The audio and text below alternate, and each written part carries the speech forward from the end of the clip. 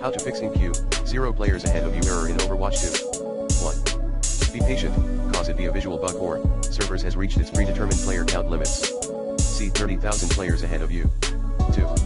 Check and resolve potential connection issues in your local network. 3.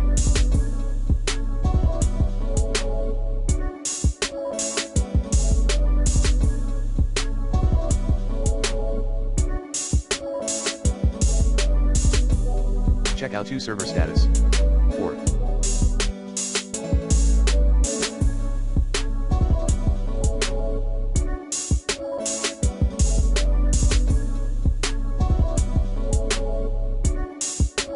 Quit then restart the game.